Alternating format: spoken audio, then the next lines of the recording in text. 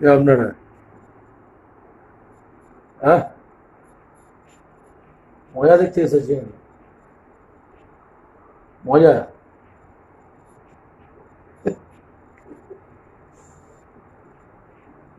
আসলে কারো কারো জীবনের ক্রাইসিস গুলো না কারো কারোর কাছে মজা হয়ে যায়। এই ধরুন, আপনি একদিকে রাস্তা দিয়ে হাঁটছেন, জোড়া জায়গা শ্যাওলা হয়েছে, একটা ইটের ওপর পা রাখলেন, সেকেন্ড ইটটায় পা রাখার সঙ্গে সঙ্গে আপনি পিছলে গেলেন, শ্যাওলা ছিল, পিছলে গেলেন, পড়ে গেলেন, আপনার হাত পা ছুলে গেল, পায়ে লাগলো, আশপাশের লোকজনের কাছে সেটা মজা। আবার ধরুন, আপনি আপনি কাউকে কিছু কিছু বোঝাতে গেলেন, ভাই ভাই এটা করো না, হ্যাঁ এটা উচিত না। কেন করছো ভাই? তুই নিজে আনন্দ করছো, অন্যের প্রবলেম হচ্ছে না, বোঝা? আপনার কি ভাবে যায় আসলে হারামে জ্ঞান দিচ্ছে। আমার ক্ষেত্রে হচ্ছে, আমিও রাস্তাঘাটে বহুবার চলাফেরা করেছি, লোকজনের কথাবার্তা কানে বুঝতে আমার কানে গিয়ে লেগেছে, কিছু কিছু লোককে বারণ করেছিলাম, ভাই কেন এই কথাগুলো বলে?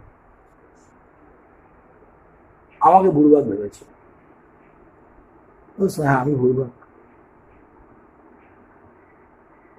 যখন জন্মেছিলাম তো সে জন্মানোর পর থেকে প্রত্যেকটা অধ্যায় আমার কাছে মানে আমি যে ভুলভাগ সেটা বারবার প্রমাণ করে গেছি। এই এমন ধরুন, মানে যখন জন্মেছি, জন্মানোর পরে সাধারণত আপনার আপনাদের প্রত্যেকের মা কি বলে?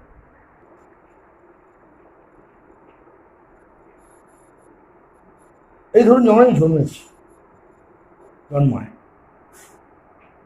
এই জন্মের সঙ্গে সঙ্গে মানে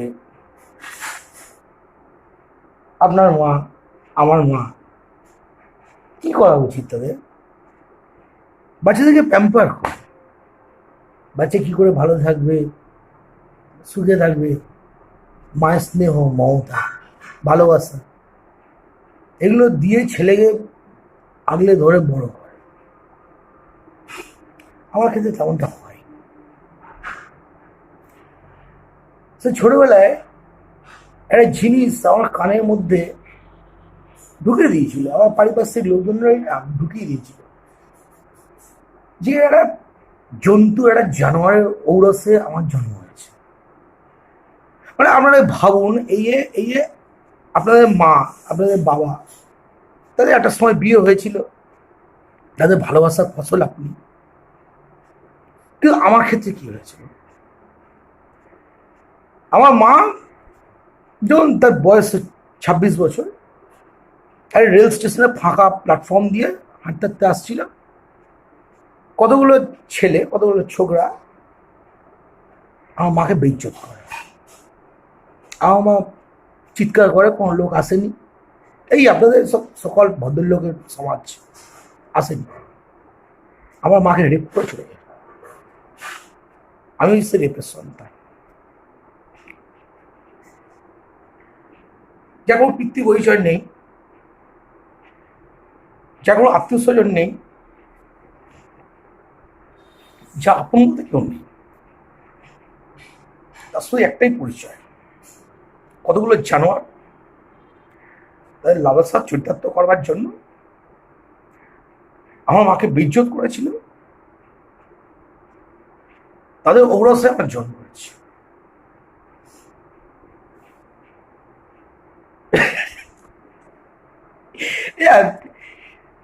আপনার শরীরে রক্ত আছে, মাংস আছে, আপনি আর আপনার বাবা কি এক? এই আমাদের পাড়ার যে জয়দেব কাকু, জয়দেব কাকু একজন ডাক্তার, জয়দেব কাকুর ছেলে তো ডাক্তার হয়নি, হয়নি, সারাদিন বাইকে করে ঘুরে বেড়ায়, বিড়ি খায়, সিগারেট খায়, মেয়েদের দেখলে টোন কাটে, রাস্তাঘাটে মেয়েদের দিকে বেইজ্জত করে, ওই ওই ওই যেমন যেমন আমার বাপ করেছিল ওরকমই ওরকম ওরকমই বেইজ্জত করে। কিন্তু না, আপনাদের সমাজ বলে ছেলেটা বকে গেছে। আর আমার মনে ছেলেপুলেরা যখন এরকম একটা পরিবেশের মধ্যে দিয়ে যখন জন্মায় তখন তার পেছনে একটা থাপ্পা লাগিয়ে দেয়, থাপ্পা। যে তুমি সমাজের একটা অবাঞ্ছিত বস্তু, তুমি সমাজে একটা অচল পয়সা, তুমি সমাজের একটা জঞ্জাল, এটা ঢুকিয়ে দেওয়া হয় মাথা। প্রতিদিন প্রতিনিয়ত আমার আত্মীয় স্বজন ঢুকিয়ে দিয়েছে। আমার একটা বন্ধু ছিল, নাম হচ্ছে তন্ময়, হেবি ভালোবাসতাম তন্ময়। আমি দুজনে টিফিন ভাগ করে খেতাম। তন্ময় মাঝে মধ্যে স্যান্ডউইচ ফ্যান্ডউইচ আনতাম, রোজ ভালো টিফিন আনতে পারতাম না। ওই কিছু ওই সামান্য বাসি রুটি আর কখনো ওই ঘুগনি ফুগনি থাকলে মানে সেসব নিয়ে আসতাম আর কি। তো আমাকে স্যান্ডউইচ খাওয়া। এই তন্ময় একদিনকে আমার ডেকে আমাকে বললো, ভাই তোর সাথে বন্ধুত্ব করা যাবে। আমার বাড়ির লোক বারণ করেছে। কেন ভাই, কেন বন্ধুত্ব করা যাবে না? না আসলে তোর সামাজিক স্বীকৃতিটা একটু অন্যরকম, একটু অন্য ধরনের। স্বাভাবিকভাবে আমরা যেভাবে জন্মগ্রহণ করেছিলাম, জন্মগ্রহণ চলতাম, আমাদের সমাজের সঙ্গে তোর সমাজের চলাফেরাটা হচ্ছে আলাদা, আলাদা কিসে আলাদা ভাই? বললো আমি নেই চারজ সন্তান। শুনে মাথাটা হেভি গরম হয়ে গেল। একটা কাচের বোতল ছিল, ছুঁড়ে মাথায় কাঁপতে কাঁপতে মাটিতে পড়ে গেল। আর আমি সারা বিমান এরকম সন্ত্রাসবাদী হয়ে গেল। আমাকে যে পেরেছে ব্যবহার করেছে, সে বড় বড় রাজনৈতিক নেতা থেকে শুরু করে সেই নিচের লেভেলের ছোট লোক সবাই আমাকে ব্যবহার করেছে। আমার খবরে নাকি ওই জানেন, ভালোবেসে কারোর কাছে যখন কোনো কিছু চাইতে যাই না, সেটা লোকজনটা মুখটা সরিয়ে নেয়। রক্ত মাংস তো আমার শরীরেও আছে, হৃদয় তো আমার শরীরেও আছে। আমার তো ইচ্ছা হয় আমি নতুন করে বাঁচি, নতুন ভাবে চলি। বাপ ঠাকুর দাদা এদের পরিচয় পরিচিত হতে চাই না, কোনোদিন চাই না। বিশেষ করে সমাজ আমাকে সবসময় তাদের পরিচয়তেই পরিচিত করেছে, আর এমনটাই হয়, বারবার তাই বলছে। আমাদের আমাদের শরীরে রক্ত অংশ আছে, হৃদয় আছে, কিন্তু আমাদের কেউ কোনোদিন মানুষ বলে না। সমাজের কাছে আমরা সমাজ বিরোধী, অথচ যাদের বাবার প্রচুর টাকা আছে, সামাজিক স্বীকৃতি আছে, তাদের কি হয়? তারা বড় লোকের বুকে যাওয়া ছেলে। আমাদের ক্ষেত্রে সেটা হয়। জেল খেটে এসেছিলাম, জেল খেটে এসে ভেবেছিলাম যে আমার মায়ের সাথে সম্পর্কটাকে স্বাভাবিক করে। আসলে যখন জেলে ছিলাম, ভুলক্রমে আমার মা আমাকে খোঁজের জন্য ওই ভালো মন্দ রান্না বান্না করে খাইয়েছিল। ভালো মন্দ রান্না বান্না করে খাওয়ানোর পর থেকে আমার মনে হচ্ছিল আমার মা আমাকে ক্ষমা করে দিচ্ছে। আমার কাছে মা সমাজ ছিল তো, ভেবেছিলাম আমার মা বোধহয় আমাকে ক্ষমা করে দিয়েছে। জেল থেকে বেরিয়ে সোজা মায়ের সঙ্গে দেখা করতে এসেছি। বাড়িতে এসেছি, এটা এত এত বড় সেই একটা সুন্দর বিস্কিট প্যাকেট, চুনো মাছ, মা খুব ভালোবাসে, বেগুন দিয়ে পেঁয়াজ টিয়াজ দিয়ে বাড়িতে এসে ঢুকেছি। দরজাটা আওয়াজ করছি, দরজা কেউ খুলছে না। দরজাটা এসে খুললেন একজন অপরিচিত মহিলা। আমাকে খুব বাজে ভাষায় একটা কথা বলল, এখানে কি চাই, কি করতে এসেছি এখানে? নলিনী পোদ্দার, আমার মা, আমায় যে জন্ম দিয়েছে, তুমি কে? আমি বাবুলাল। আমার মা আছে বাড়িতে? সরি। মুরলী পোদ্দার গতকালকে একটা অ্যাক্সিডেন্টে মারা গেছে।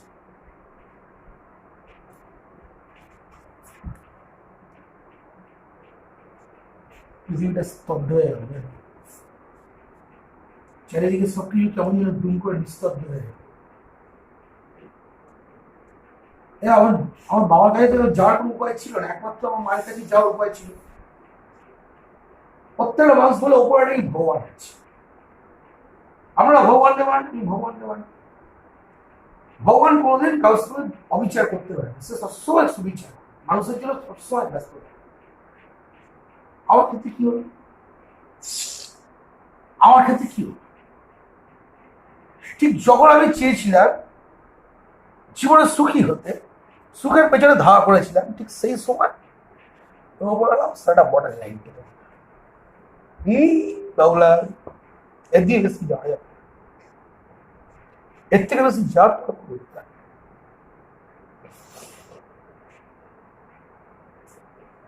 রাস্তা মর্গে আছে। মর্গে গেলাম,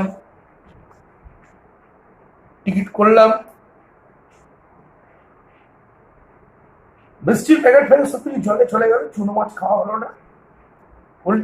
সুন্দর করে সাজালাম, শ্মশানে গেলাম, ঘি মাখালাম, পড়ালাম, বাড়ি চলে। আবার নতুন করে জীবন শুরু হবে। আমাদের তো জীবন তো নতুন কিছু হয় না। আমার কোথায় পলিটিক্যাল দাদা ডেকে ডেকে নিয়ে চলে যাবে, বলবে বাবুলাল কেস সালটা একটু চলে যেত। বাবুলাল আবার হাজির। হ্যাঁ স্যার বলুন sir, I am most obedient servant sir. বলুন স্যার কাকে কখন মারতে হবে, কার হাত পা ভাঙতে হবে, কাকে কখন টপকাতে হবে। বাবুলালের জীবনটা সবসময় আমি তো ভালোভাবে বাঁচতে চেয়েছি।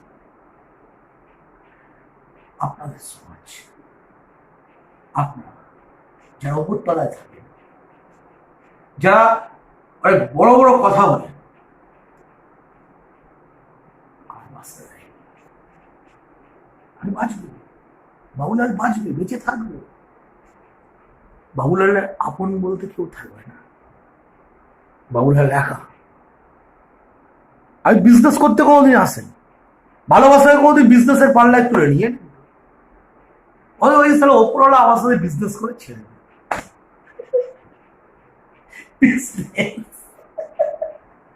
চারদিকে ব্যবসা হচ্ছে, গিভ এন্ড টেক পলিসি। ভালোবাসতে যাবেন, গিভ এন্ড টেক পলিসি। বাবা মার সঙ্গে ভালোবাসার সম্পর্ক, গিভ এন্ড টেক পলিসি। স্বামী স্ত্রীর সম্পর্ক, গিভ এন্ড টেক পলিসি। এটা বাচ্চা কাচ্চা যখন জন্মাবে, তারপর থেকে তার ভরণ পোষণ থেকে শুরু করে তার সমস্ত কিছু সকাল লাজের যদি আপনি দায়িত্ব নিতে পারেন, তাহলে আপনি ভালো বাবা, নাহলে আপনি খারাপ বাবা। Give and take policy.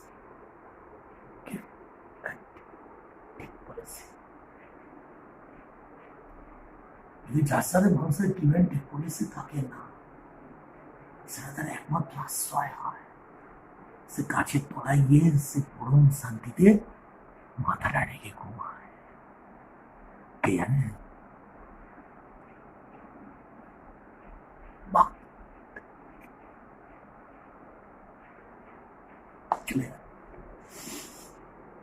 Goodbye.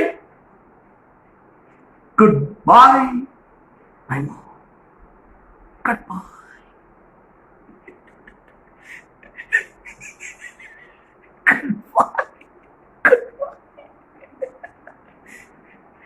Goodbye, my mom. Goodbye. Goodbye. Goodbye.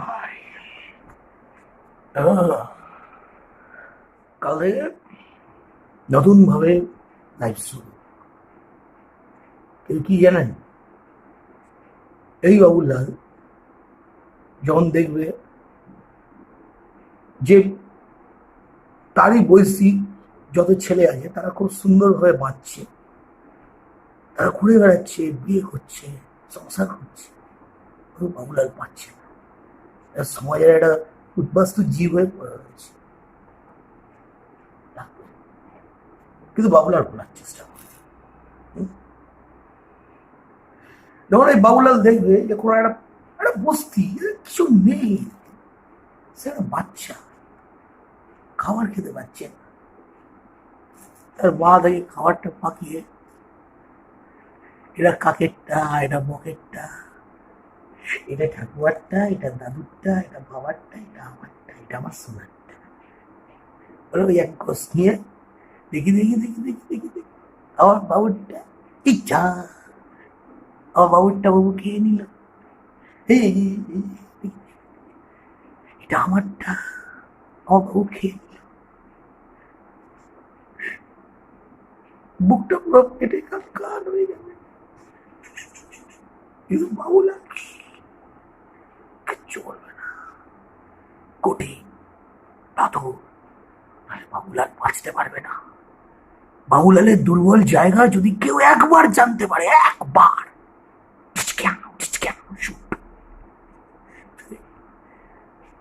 বাবুলালকে কঠিন হতে হবে। ভেতরটা যাই থাকুক না কেন কাউকে বুঝতে দিতে চলবে না। এইভাবে দৌড়ে দৌড়ে পালিয়ে পালিয়ে কতদিন বাঁচবো বলুন তো? আপনার বলুন।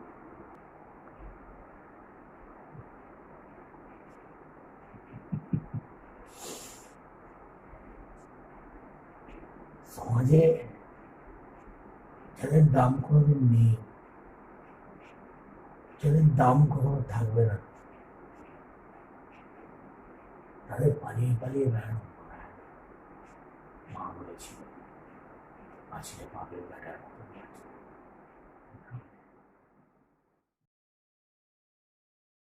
ধরো চরণ ছেড়ো না, ধরো চরণ ছেড়ো না,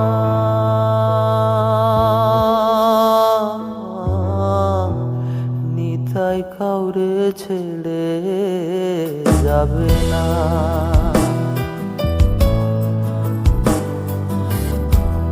নিতাই কাউরে ছেড়ে যাবে না।